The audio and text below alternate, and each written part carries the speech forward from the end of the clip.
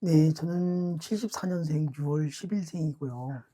사는 곳은 청주에서 거주하고 있습니다. 음 배우자, 아들 둘이 있네요.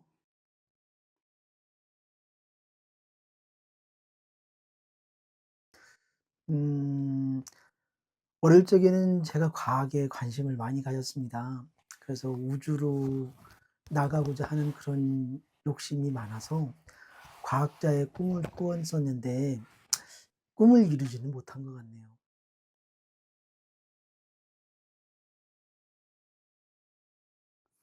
음 학창 생활에서는 쪼끔 다른 아이들과는 틀리게 저는 청주 지역에서 학교를 나오지 않고 경상도에서 학교를 나왔습니다.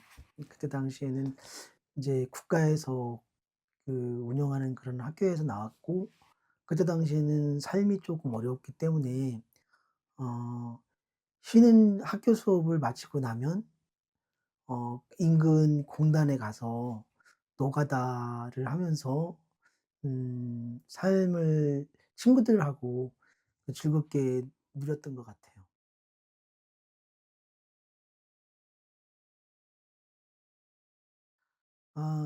이제 직장 생활을 하다 보니까 그때 당시에 한 20년 전에 직장 생활을 하면서 보험을 설계하는 아주머니가 그 보험에 가입시켜 주고자 어 그 소개 겸 중매 겸 요렇게 해 갖고 집사람을 만났습니다.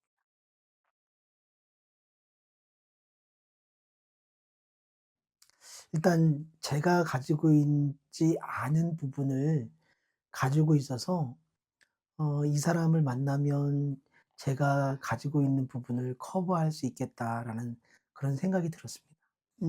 저는 어렸을 때 좀 염세주의적인 그런 생각을 많이 하고 있었는데, 집사람은 그에 반대되는 성격을 가지고 있었어요.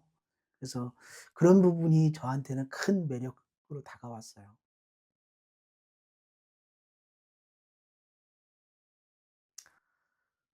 제가 그 공직 생활을 하면서 섬에서 근무를 한 적이 있었는데, 그때 당시에 제가 많이 아팠었어요. 그래서 한 1년 정도를 휴직을 냈었는데, 그때 당시에 어머니한테 많이 그 뭐랄까 서름도 많이 표현하고, 그리고 나서 어머니가 아 그 시골길에서 날아 주시는 그런 물을, 제 입장에서는 그게 우리 어렸을 때 가장 큰 물인데 그 물이 저한테는 굉장히 힘이 됐었어요.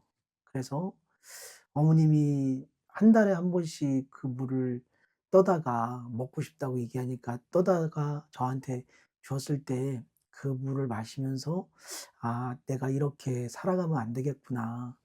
그런 생각을 많이 했었습니다.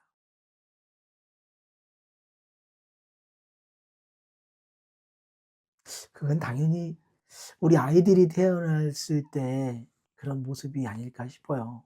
왜냐면 어 큰 아이와 작은 아이의 느낌이 틀린데요. 큰아이는 너무, 너무 이뻤고, 그리고 작은 아이는 너무 놀랐습니다. 그래서 아이들이 저한테 왔다는 게 가장 행복했던 것 같아요.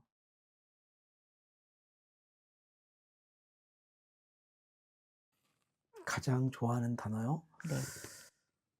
음 행복? 행복. 저희 가훈이 건강한 삶 속에서 행복하게 살며 발전하는 나라는 얘기를 봤을 때 건강, 발전, 나거든요. 근데 그쪽에서 가장 제가 중요시 여기는 건 행복인 것 같아요. 제가 어렸을 때부터 행복이라는 부분이 저한테는 큰 의미였던 것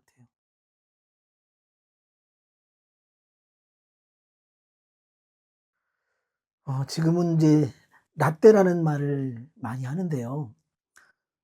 저희 때는 희망을 품고서 뭔가 책을 읽어가면서 희망을 품고 그 희망 속에서 무언가를 찾아가는 그런 삶이었다면, 우리 아이들 세대는 영상 속에서 눈앞에 보이는 그런 부분만을 쫓아가는 것 같아요. 그런 의미에서 보면 뭐랄까, 남을 배려하면서 한 번 더 생각하는 그런 부분이 지금은 이 기계적인 그런 부분 때문에 많이 즉흥적인 부분으로 나오는 부분이 많아서, 우리 아이들이 책을 좀 많이 읽고 그런 책 속에서 남을 생각하는 그런 면을 좀 찾아봤으면 좋겠습니다.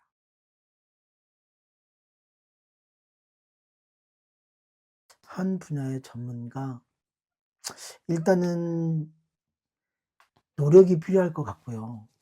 그리고 그 노력을 지탱해 줄 수 있는 끈기가 필요하다고 생각합니다.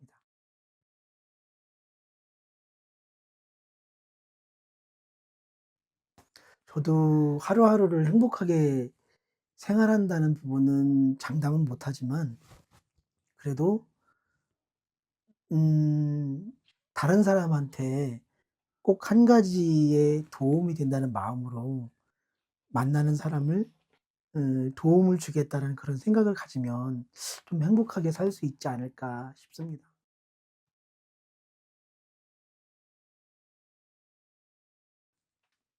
제가 가장 최근에 읽은 게 총균세라는 책이 있는데, 음 어떻게 보면 이 사회의 흐름에 대한 그런 부분을 다 그 책 속에 그려지는 것 같아서, 제 입장에서는 그 책을, 촌균세라는 그 책을 권해 주고 싶고요. 아직 그 한강 작가가 쓴 책은 제가 못 읽어 봤지만, 그래도 우리나라에서 노벨 문학상을 받은 책이기 때문에 그 책은 한 번쯤은 읽어 보시면 좀 좋지 않을까 싶습니다. 우리도 5.16 혁명이라는, 5.16 혁명과 광주 학생운동에 대한 그런 어두운 부분이 있으니까 그런 부분을 잘 나타냈다고 하더라고요. 그래서 어 처음 제가 기억하는 거는 총균세지만, 한강문학 작품, 우리나라에 대한 그런 배경을 쓴 한강문학 작품을 권해 드리고 싶습니다.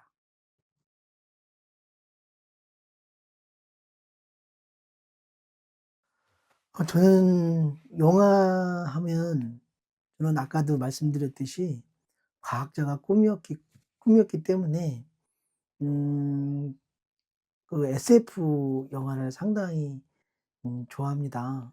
근데 그 SF적인 영화를 봤다라고 얘기하면, 지금 현재로서는 가장 기억에 남는 거는 아바타라는 영화가 가장 기억에 남고요.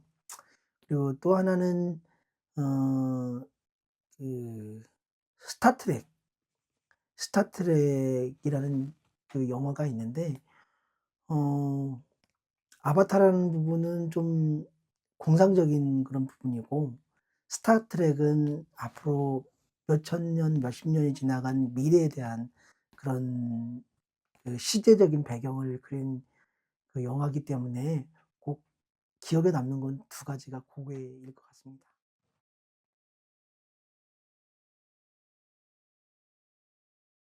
타임머신. 아 타임머신을 가지고 과거 세계에 다가가는 거는 저는 위험스럽다고 생각하지만, 그 타임머신으로 인해서 꼭 한번 가고 싶다라고 얘기를 한다면, 20대 초반으로 돌아가서 아니, 이 고등학교 한 3 학년 때 그쯤으로 가서 대학교 시험을 보고 대학교를 다니면서 해외 그 이탈리아, 외국에 대한 그런 각 나라를 여행해 보고 싶어요.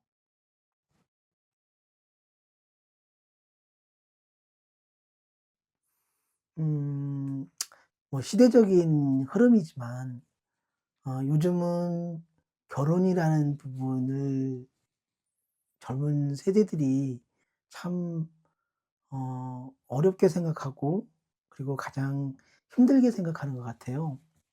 그래서 제가 빠진 거라고 얘기를 하면, 제가 아까 전에도 얘기했듯이 아파서 한 1년 동안 휴직을 한다고 한 적이 있었는데, 저희 큰 누나가 병원에 와서 물어봤었어요. 제가 "누나, 내가 결혼을 할까 말까?"라는 그 현실을 체념하는 그런 상태에서 고런 질문을 한번 했던 기억이 나요.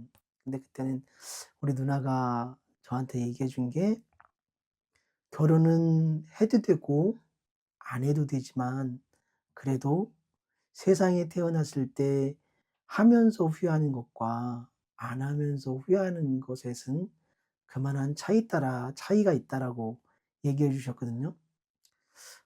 시간이 흘러서 어느덧 그 질문에 한 20년 가까이가 지낸 지금 상태에서는, 제 입장에서는 그래도 '결혼을 한 게 안 한 거보다는 참 행복했고 괜찮다. 살아볼 만한 삶이다.' 그런 생각을 했고요. 젊은 사람들한테 얘기를 해 준다면, 경제적인 부분으로 많이 힘든 그런 부분도 있지만, 자식에 대한 그런 삶, 아름다움, 이런 부분도 한 번쯤은 어 가져 봤으면 좋겠다는 생각이 들고, 결혼을 하면서 지금이 인제 점점 어 문제적으로 되는 게 저출산 문제가 있는데, 고런 부분도 한 번쯤은 생각해 봤으면 좋겠다, 그런 생각이 드네요.